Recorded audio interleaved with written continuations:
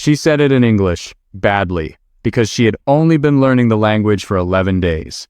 4 words, flat and small, in a wooden room that smelled of pine sap and iodine. It hurts when I sit. Ilse Brandt was 24 years old. She had been a prisoner of the United States Army for 6 weeks. She had been carrying a broken bone in the base of her spine since a cellar stairway collapsed under her outside Metz, and she had told no one. Because in the world she came from, you did not report an injury that made you useless. In the world she came from, useless people were quietly moved somewhere else and were not seen again. So she had walked on it, she had climbed into trucks on it, she had crossed the Atlantic Ocean on it, sitting upright on a steel deck for 11 days because lying down hurt worse. And then a 26-year-old Army doctor from Ohio looked up from his clipboard, put his pen down, and said something she did not expect and could not translate fast enough to believe. He did not say, asterisk, then stand. Asterisk, he did not say, asterisk, you should have thought of that before the war. Asterisk, he said, then we'll fix the chair. That sentence broke something in her that 4 years of bombing had not touched. Because everything Ilse Brandt had been told about Americans, every leaflet, every radio broadcast, every warning whispered by an officer with a tight jaw had prepared her for cruelty. She had prepared herself for cruelty. What she had not prepared for was a nation that would spend its time, its wood, its medicine, and its penicillin on the comfort of a woman who 3 months earlier had been helping to rout the signals traffic that killed its sons. This is the story of what that did to her, and to the roughly 400,000 Germans who lived it alongside her, in a country most of them never expected to see, in camps where the strangest weapon in the American arsenal was not a bomb at all. If you like the forgotten corners of this war, the ones that don't make the documentaries, take a second to subscribe. It genuinely helps these stories reach the people looking for them. Now let's go back to Metz. It was the first week of September, 1944, and the war was moving faster than the paperwork could follow. Ilse was a Times Nachrichtenhelferin asterisk, a signals auxiliary, one of the tens of thousands of German women in gray-blue tunics who ran the switchboards, decoded the traffic, typed the orders, and were told, endlessly, that they were the calm nerve of the front. She had volunteered in 1942 out of a small town near Wuppertal, partly out of belief and mostly because the alternative was a factory. She had been trained in Frankfurt, posted to Nancy, and had spent 2 years listening to men die through a headset and writing down the coordinates where it happened. Now, the switchboard was on a handcart in the road, and the road was full of retreating vehicles that would not stop for anyone. She remembered 3 things about the last morning. The sound of American artillery, which did not come in single shots, but in long overlapping rolls, like furniture being dragged across an upstairs floor. The smell of burning rubber from a truck nobody had time to put out. And times, Feldwebel, times she had known, for a year and a half, handing her a small tin, folding her fingers over it, and telling her kindly, seriously, the way you would give someone a coat that she should keep it where she could reach it. They give the women to the Negroes, he said. You know that.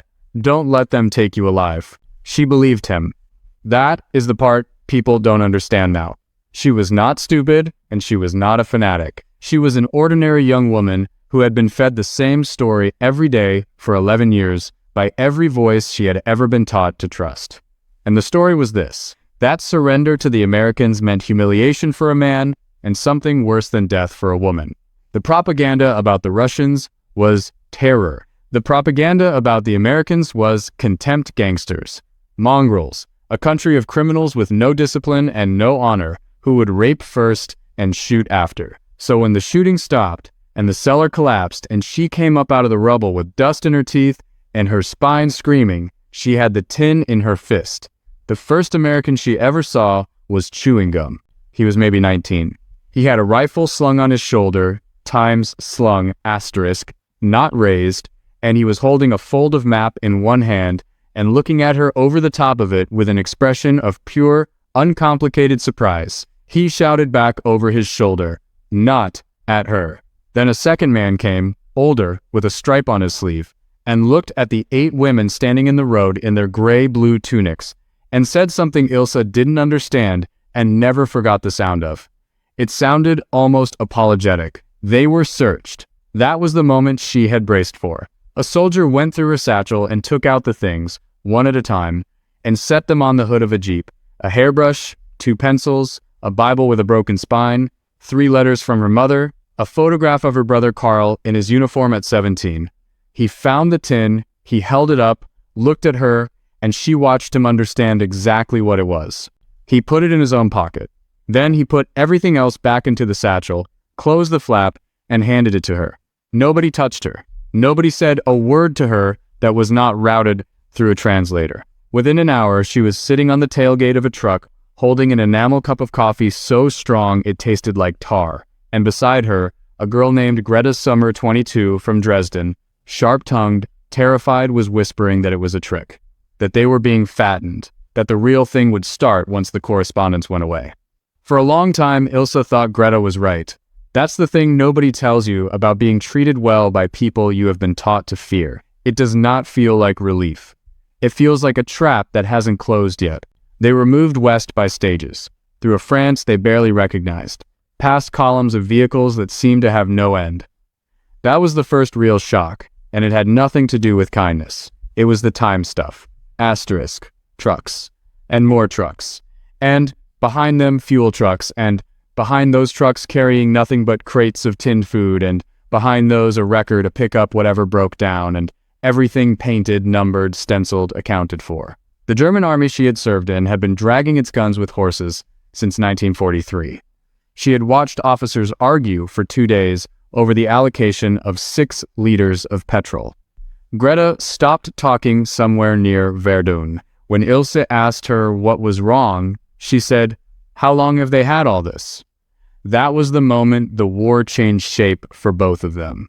Not a speech, not a leaflet, just an unbroken river of American trucks going the wrong way all night for 3 nights. At a transit camp outside Le Havre, a medical orderly ran a hand down Ilse's back as part of a routine check, and she made a sound she was ashamed of afterward. He asked, through the interpreter, what had happened. She said she had fallen. He asked when. She said she didn't remember. She lied because she still believed that admitting weakness would be the thing that finally justified them getting rid of her. He wrote something on a card anyway. She didn't know it then, but that card would follow her across an ocean. They crossed on a Liberty ship in the last week of September, in a convoy, in weather that turned the sea the color of wet slate. The women were berthed separately, up forward, under guard, and they were fed the same food as the crew.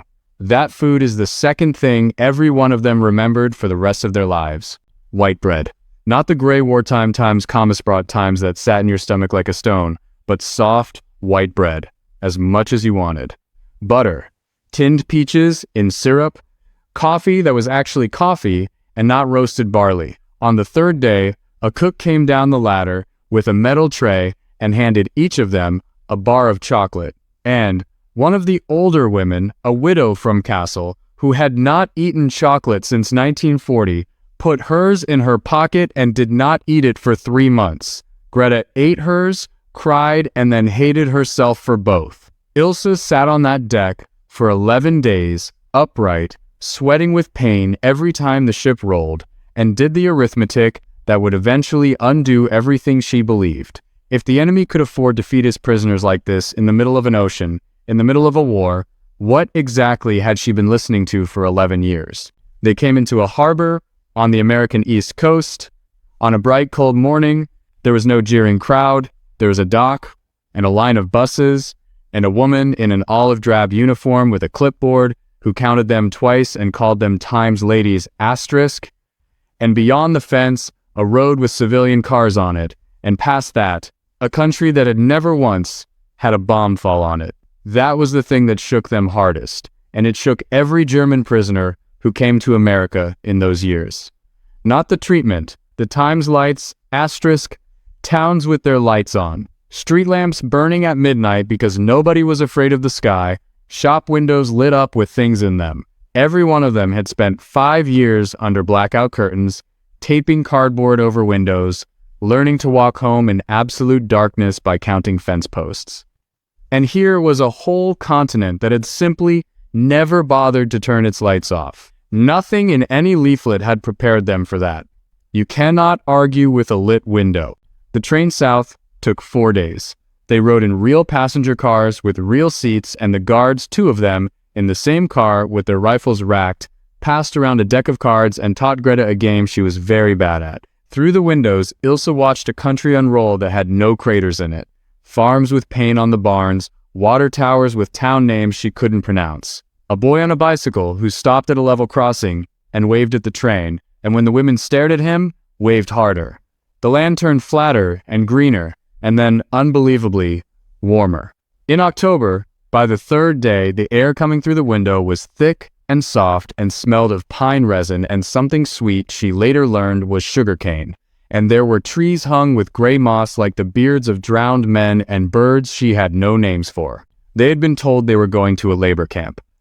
Half of them still expected Siberia in some American form, a mine, a quarry, a place with a wall and a chimney. What they got, at the end of a red dirt road in North Louisiana, was a rectangle of raw pine barracks under longleaf pines, with a water tower, a baseball diamond, a chapel, an infirmary, and a fence with a gate that was, on that first afternoon, standing wide open. By the end of the war, the United States held something in the order of 425,000 enemy prisoners on its own soil, spread across hundreds of base camps and branch camps in almost every state in the Union.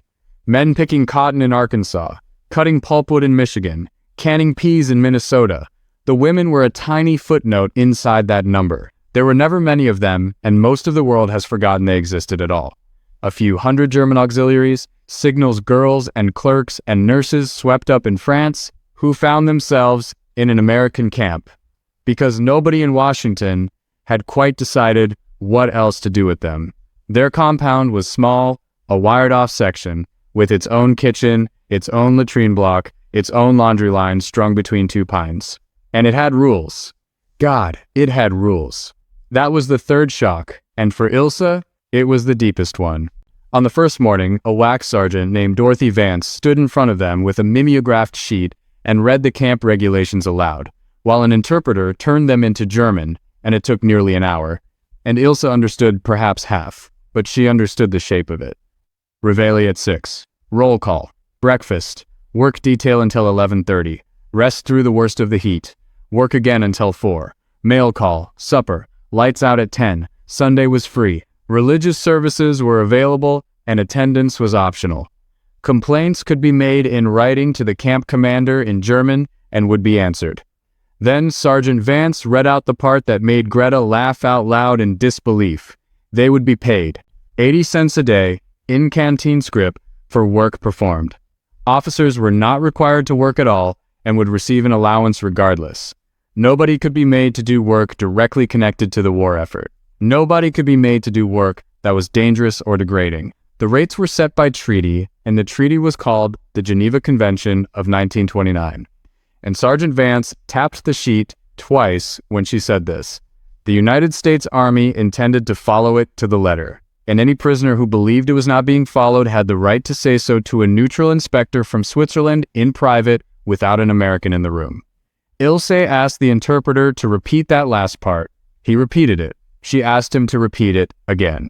The interpreter's name was Corporal Joseph Lindemann, and his German was better than hers, because he had been born in Frankfurt. She worked that out on the 2nd day, from his accent and from the way he pronounced times, Strasse.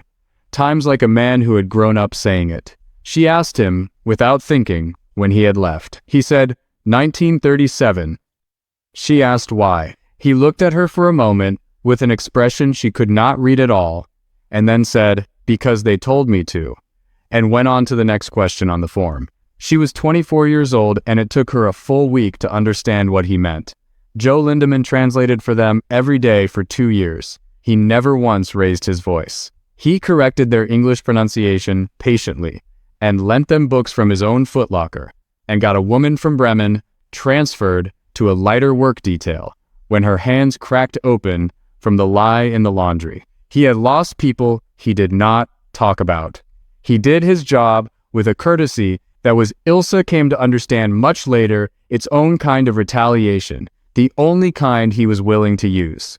The work itself was mostly laundry, kitchen, mending, and the camp garden.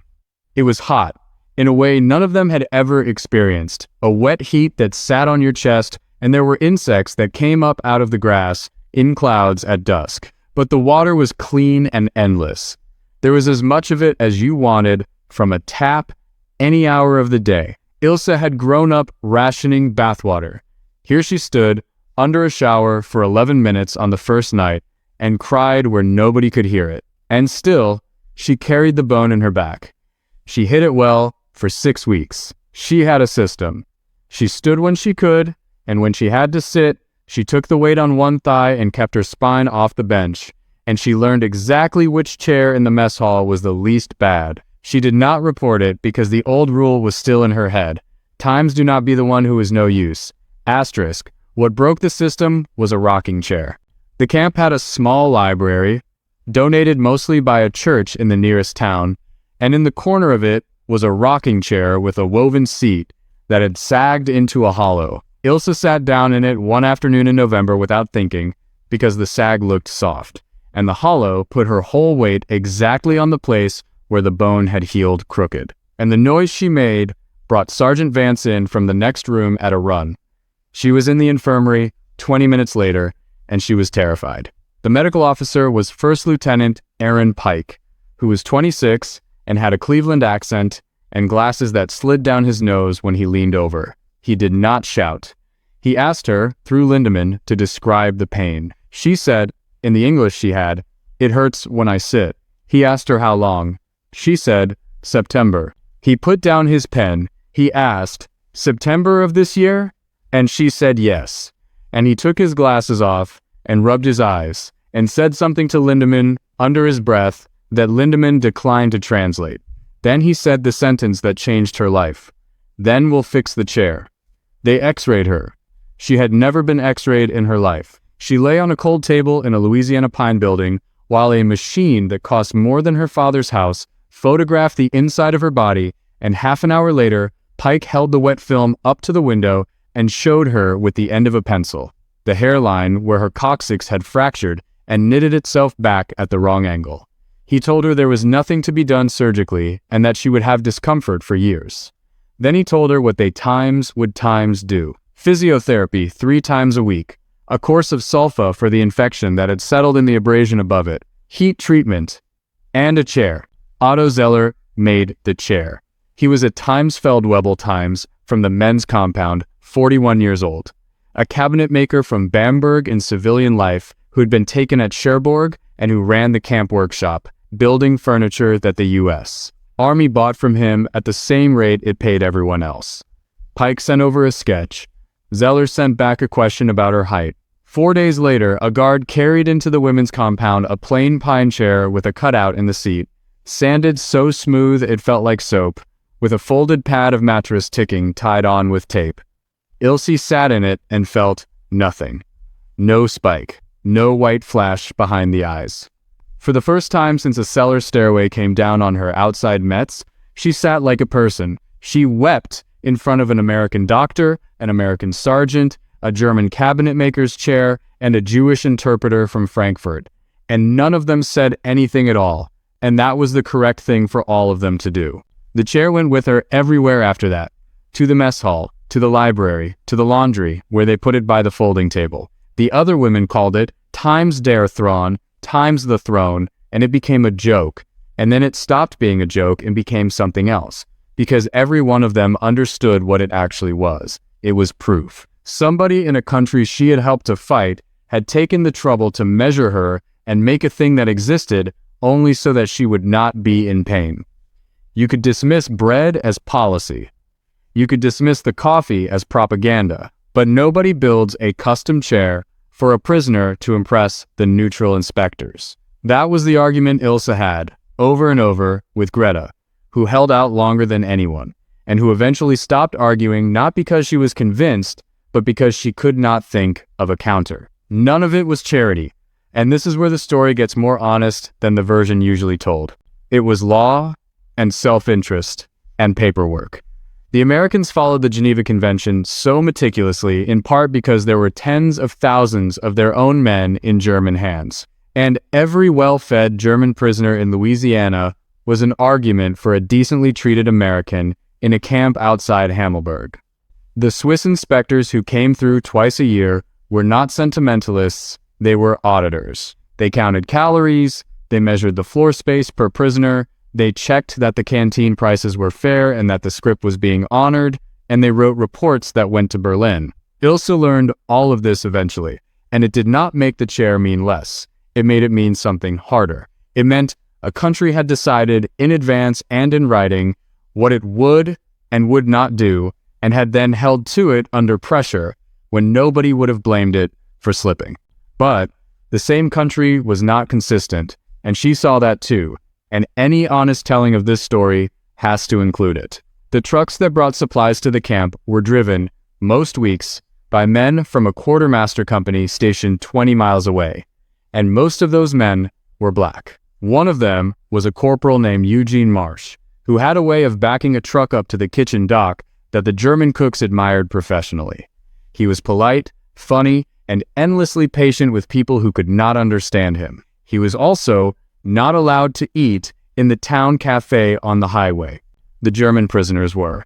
That is not an exaggeration, and it is not a rhetorical flourish. On work details in some parts of the American South, German POWs under armed guard were served at counters where black American soldiers, men in the uniform of the country that held those prisoners, could not sit down.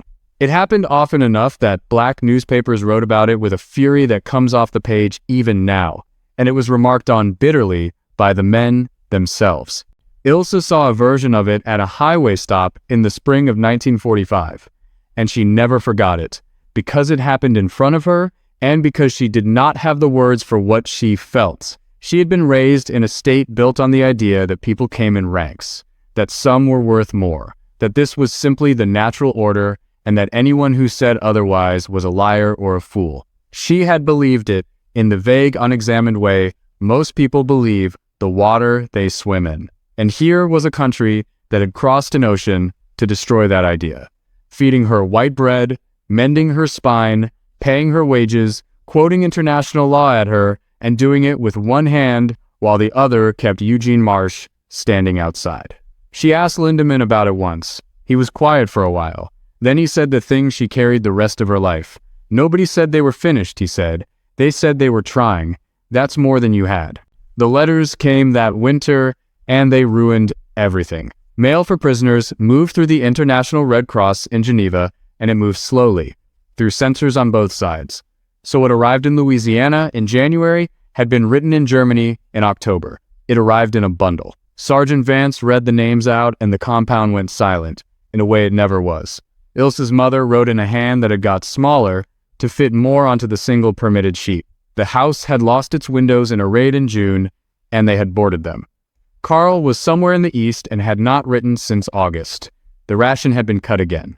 She was not to worry. She was to eat what she was given and not be proud about it. Asterisk is was man der gibt. Asterisk. Ilse read it standing up, then walked to the latrine block and vomited her breakfast, 2 eggs, toast, coffee, and orange into a clean American drain. That was the 4th shock, and it was the worst one, and it hit all of them at once. For 4 months they had been living better than they had lived at any point in the war. They had gained weight, they had eaten fruit in winter, they had been given new shoes when their shoes wore out. And every one of them now held a piece of paper proving that their mothers and sisters and children were burning furniture for heat and eating turnips. The camp went strange for weeks. The canteen takings dropped to nothing. Women stopped spending their scrip on chocolate and started hoarding it, uselessly, for a home they could not send it to. 2 women stopped eating and had to be talked round. Greta, who had never in her life been quiet, was quiet for 9 days. Then came February, and the news about Dresden, and Greta stopped being quiet. She had a cousin, an aunt, a street, a school. She had all of it in that city. She heard the news from an American guard who was not being cruel. He genuinely thought she would want to know the war was ending, and she went at him with her nails, and Sergeant Vance and 2 others got between them. And the paperwork on that incident was a matter of some seriousness, and the punishment, when it came down, was 14 days loss of canteen privileges. 14 days without chocolate. 4. Striking a guard. Greta sat on Ilse's bunk that night with her hands shaking and said, "If I had done that to a German guard, I would be dead. Do you understand? I would be dead by now." And then she said the sentence that Ilse wrote down that same night in the back of her mother's letter, in pencil, because she wanted to keep the exact words.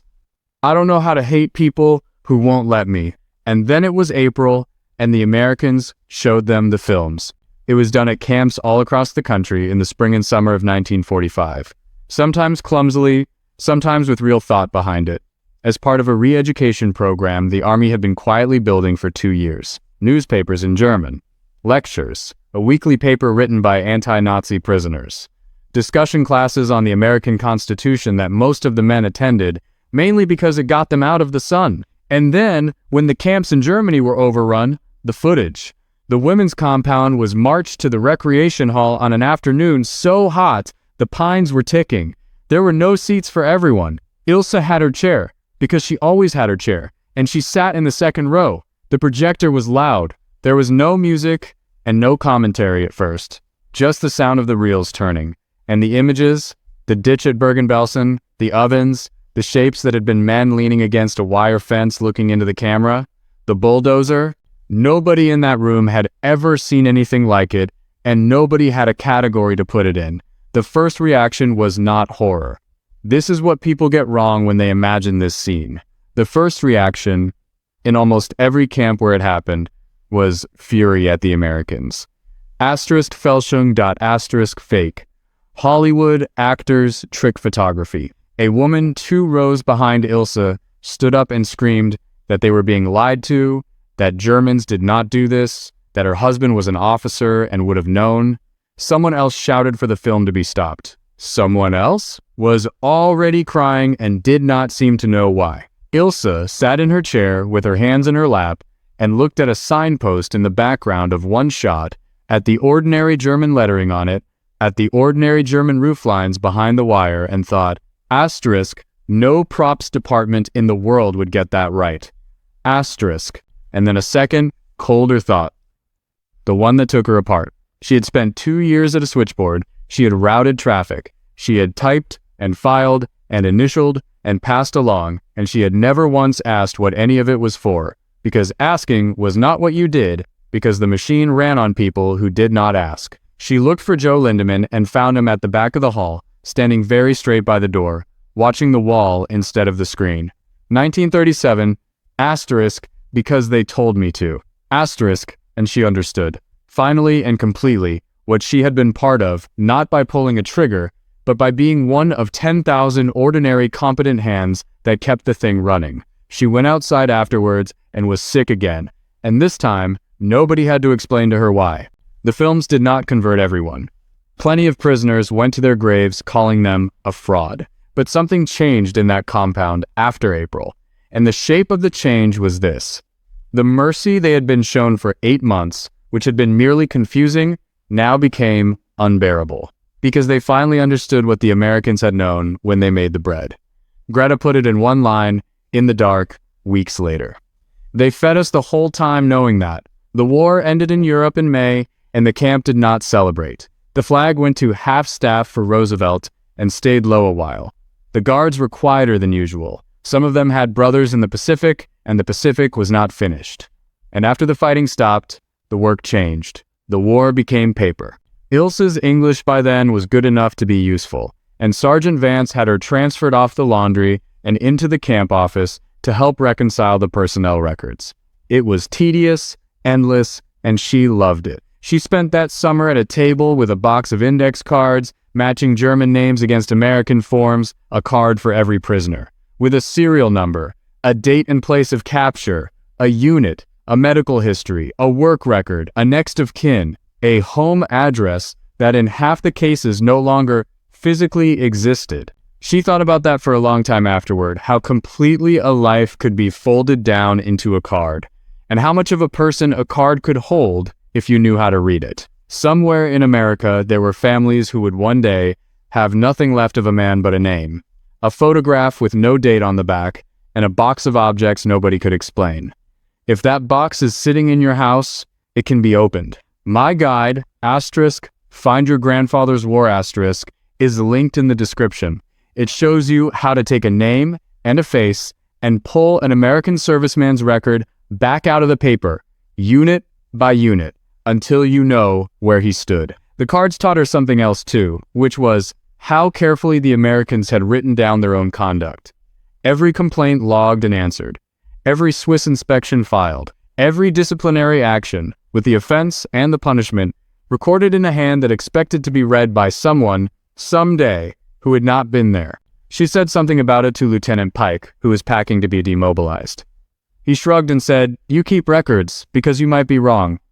She asked him what he meant. "If you're sure you're right," he said, "you don't write anything down." Going home took much longer than any of them expected, and this is the part of the story that is usually left out, because it complicates the ending. The camps in America did not empty in May of 1945. Repatriation ran through 1946, and a great many German prisoners were not sent home at all. They were shipped from the United States to France and Britain and put to work for a further year or two clearing rubble, lifting mines, and rebuilding the countries they had wrecked. Some did not see Germany again until 1948. There was a good deal of bitterness about it, and some of it was justified, and the men who had spent 2 comfortable years in Kansas were not always the most sympathetic complainants. Ilse and the other women left Louisiana in the spring of 1946. She was allowed to take the chair. Zeller had put a strip of leather round the front edge where the wood had begun to wear, without being asked, before he was sent east. She said goodbye to Lindemann at the gate. She wanted to say something enormous, and could not find any of it in either language. What she managed was, "Thank you for translating properly." He laughed. She had never heard him laugh, and said, "That's the job." The Germany she came back to was not the country she had left, and it was not the country the letters had described either, because the letters had been censored and her mother had been protecting her. Wuppertal had been burned in 1943 and had not been rebuilt. The station was a platform with a shed on it. She walked the last 4 kilometers, carrying a duffel and a chair, past house fronts with nothing behind them, past a school she had attended standing open to the sky, past people who were thinner than any of the prisoners in her camp had ever been. 2 boys followed her for half a kilometer, not begging, just looking at the chair. Her mother was alive, in 2 rooms of a building that had lost its top floor, with a stove made from a milk churn. She had lost 11 kilos and most of her teeth. She held Ilse's face in both hands at arm's length for a long time, and then she said in a voice with something complicated in it, "You look well." Karl never came back. He was declared missing near Kustrin in 1945, and was still missing in 1955, and was still missing when their mother died in 1961. There is a card for him too, somewhere, in a Russian archive or a German one, and Ilse spent 20 years writing letters to find it, and never did. That is the honest shape of the thing. She came home healthier than the family she had failed to protect. And she carried that for the rest of her life, and no amount of American decency made it lighter. The neighbors were not kind about it. Word got round about where she had been, and what it had been like, and the phrase that followed her for 2 years was, "Times die Amerikanerin," times the Americans said, with a small twist. She had been fed. She had been paid. She had a chair made for her.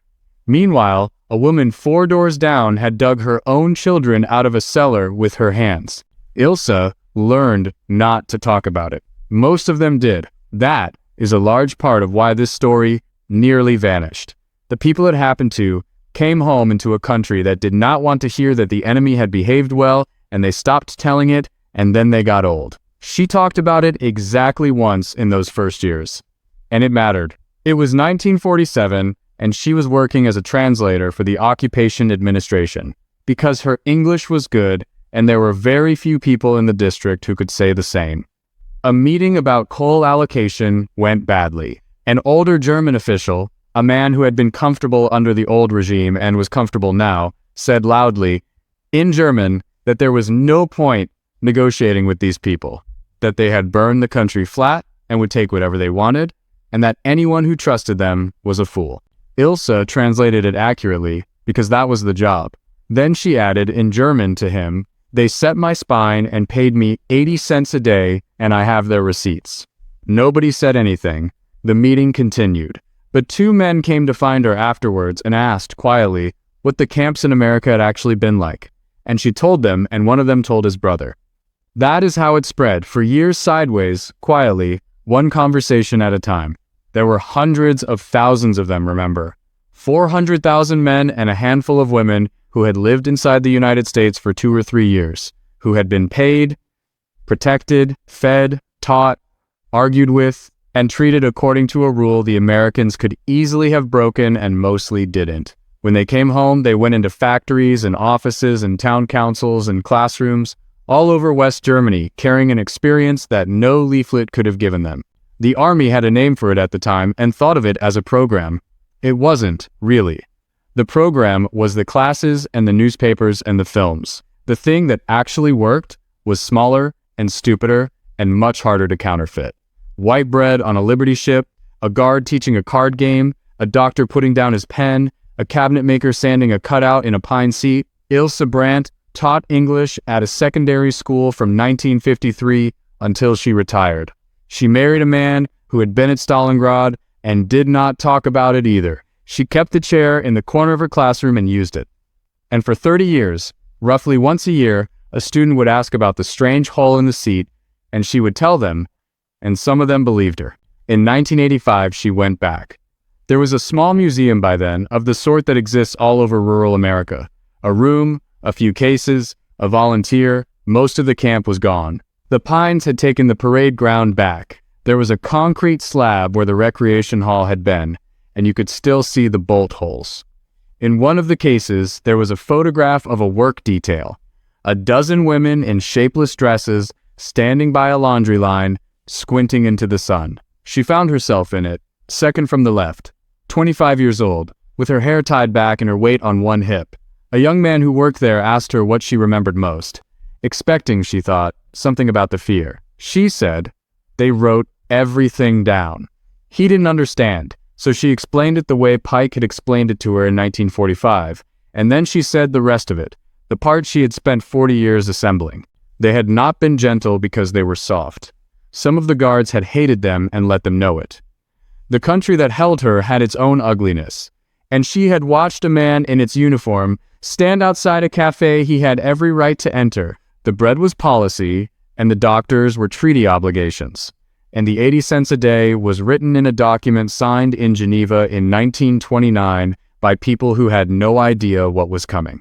But they had held the line anyway, when they were angry and grieving and had just seen what came out of Bergen-Belsen, and when no one on earth would have said a word against them for cutting the rations of the people responsible, they went on serving breakfast and paying wages and building chairs.